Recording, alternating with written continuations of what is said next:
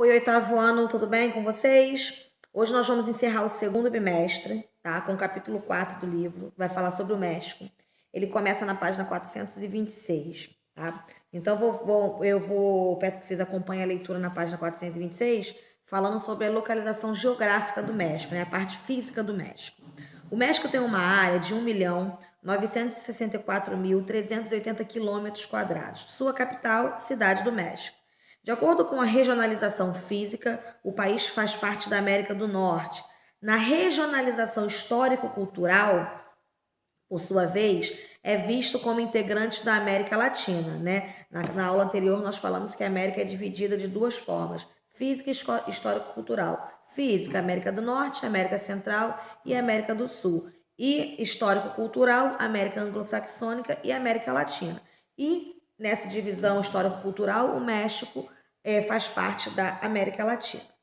E essa região era ocupada por algumas civilizações pré-colombianas, maias, astecas e toltecas, principalmente antes da colonização espanhola. Com a chegada da colonização dos europeus, no século XVI, essas sociedades foram destruídas em virtude de busca de metais preciosos, da superioridade militar dos europeus e das doenças contraídas por essas civilizações pré-colombianas. Essa destruição, esse extermínio dos povos nativos não foi um privilégio só do México, ele aconteceu de uma forma geral no continente americano, né? Povos destruídos e suas civilizações e a sua cultura também.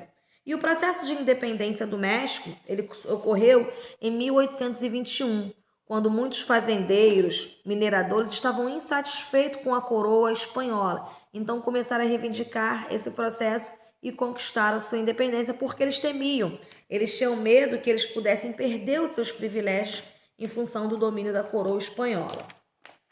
E aí na página 428, falando sobre os aspectos sociais do México, a gente observa que o México também ele apresenta uma grande densidade demográfica, porém a distribuição populacional ela é irregular em função de vários fatores. Atividade industrial, o clima, né? Então ela não é distribuída de forma igual por toda a região.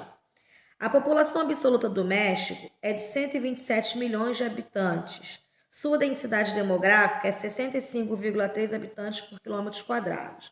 Porém, em algumas regiões, ela ultrapassa 500 habitantes por quilômetros quadrados.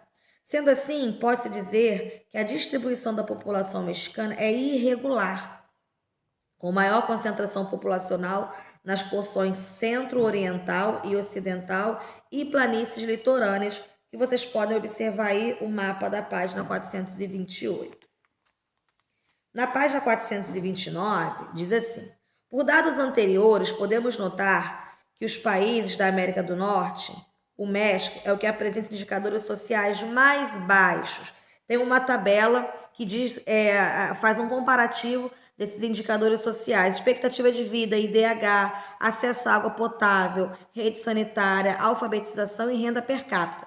Essa comparação é feita com os Estados Unidos e Canadá. São os outros dois países que compõem a América do Norte. E óbvio que quando a gente compara o México a esses dois países, esses indicadores sociais mexicanos estão bem abaixo, tá? E isso tem a ver o quê? Esse fato está ligado à sua colonização, porque o México foi colônia de exploração e não povoamento. E todos os países que foram colônia de exploração, né, eles tiveram sua cultura destruída, suas terras exploradas, eles não conquistaram a sua independência. E isso perpetua até os dias de hoje, né? Muitos países são considerados subdesenvolvidos, mas alguns estão em desenvolvimento. Mas todo país que é considerado um país subdesenvolvido ou que apresenta esses baixos indicadores sociais, lá no período colonial foram colônias de exploração. Diferentemente de outros países da região, que foram colônias de povoamento, da Inglaterra, o México teve uma colônia de exploração. Quanto à urbanização, grande parte da população está na área urbana, ou seja, 79% do México pertence à área urbana. Tá? A capital do México, Cidade do México, a capital do país, Cidade do México, é uma das maiores cidades do mundo, com 20,8 milhões de habitantes. Existem ainda outras grandes concentrações urbanas: Puebla, Monterrey, Guadalajara e Tijuana. Ou seja, no México também aconteceu e acontece o que? O êxodo rural, né? Porque as pessoas migram do campo para a cidade. E aí a gente observa que 79% da população vive em áreas urbanas, ou seja, a industrialização também é um pouco intensa na cidade do México. Página 430, vamos falar sobre os aspectos econômicos do México, tá? O setor de serviço que é o que mais emprega a população economicamente ativa e contribui com grande parcela para o Produto Interno Bruto, o PIB. Na página 430 tem aí também mostrando, né, o PIB e os setores da economia do México, tá?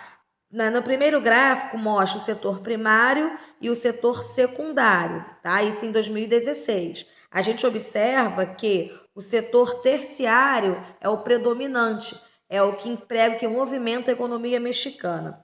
E aí, no outro lado, né, a formação do produto interno bruto já tem a distribuição já entre os 3 setores da economia: primário, secundário e terciário.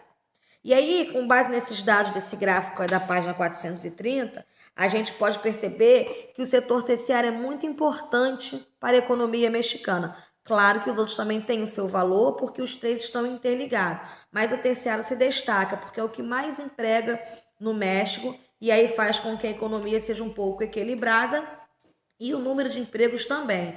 Daí aumentando assim o PIB, o Produto Interno Bruto do México. A agropecuária tem sérios problemas com a produtividade, pois 60% do território do país é de clima semiárido. Então, o clima frio, né, o clima semiárido, ele não permite, né, que haja existência de muitos produtos agrícolas ali. E o fator principal disso são as cadeias montanhosas, né, onde o solo não é fértil, onde não há possibilidade de praticar a agricultura naquela região. Então, o clima semiárido da cidade do México, na maior parte da sua região, é um clima de regiões montanhosas, o que dificulta o desenvolvimento dessa atividade na região.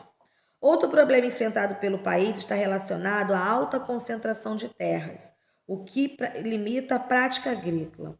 Vários governantes tentaram resolver o problema com a reforma agrária, porém, até os dias atuais, as terras menos férteis são destinadas aos ejidos, que são as aldeias comunitárias, e a pequenas propriedades. Tais situações ligadas ao campo ampliaram o êxodo rural e o conflito pelas posses de terra, ou seja, eles tentaram fazer essa redistribuição dessas terras, né, principalmente das terras que não são férteis, para que pudesse melhorar a questão da populacional. Não foi possível, né? Eles tentam fazer isso até hoje, e aí agravou um outro problema lá, que é também a questão do êxodo rural, onde eles migram do campo para a cidade. E aí na página 430 ainda, a gente pode destacar as principais culturas agrícolas mexicanas, tá? O país é um grande produtor de café, laranja, tomate, feijão, abacate, cana-de-açúcar, algodão e milho, tá? O milho, como a gente pode observar na página 430, ocupa grande parte das áreas agricultáveis do país, pois faz parte da base alimentar da população mexicana. Página 430. Além dessa atividade da agricultura, né, outra atividade bastante praticada no México é a agricultura extensiva, né? Ou seja, em grandes propriedades, porém com o uso de pouca tecnologia. Ou seja, produz-se muito, porém uma produção mais lenta, porque não há uso tecnológico. Isso se chama-se agricultura extensiva. Na página 432, vamos falar sobre a questão industrial mexicana. As principais indústrias mexicanas, podemos destacar as automobilísticas, siderúrgicas, químicas, petroquímicas e alimentícias. As indústrias petroquímicas estão na região do Golfo do México, onde se localizam as reservas de petróleo. A produção de petróleo na região, além de abastecer as termoelétricas do país, abastece também os Estados Unidos. Na década de 1960, o governo do México criou a Zona Franca na fronteira entre Estados Unidos, com menos impostos e sem pagamentos de taxas vizinhas, para exportar para esse país vizinho. Então, uma forma que o México encontrou de baratear essa exportação, né, foi fazendo o quê? Tirar o pagamento dessas taxas alfandegárias. Essas taxas são impostos que são pagos em cima das mercadorias compradas e vendidas. Então, hoje, o México exporta uma parte do seu petróleo para os Estados Unidos sem essa taxa alfandegária.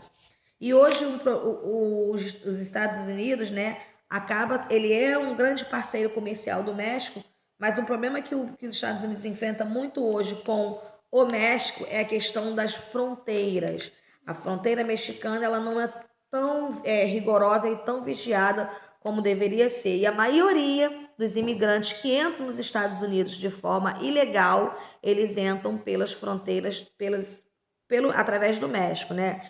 Então, tem um texto na página 435 que fala sobre essa questão, né? O que os Estados Unidos fez para poder tentar conter, começou a criar muros para impedir a entrada desses imigrantes de forma ilegal. Então, hoje o México é tido como um calo no sapato dos Estados Unidos em relação a essas fronteiras. Então, criaram muros para que as pessoas não pudessem ultrapassar, mas ainda existem espaços, áreas que esses imigrantes conseguem entrar de forma ilegal. O que a gente pode dizer da economia do México, né?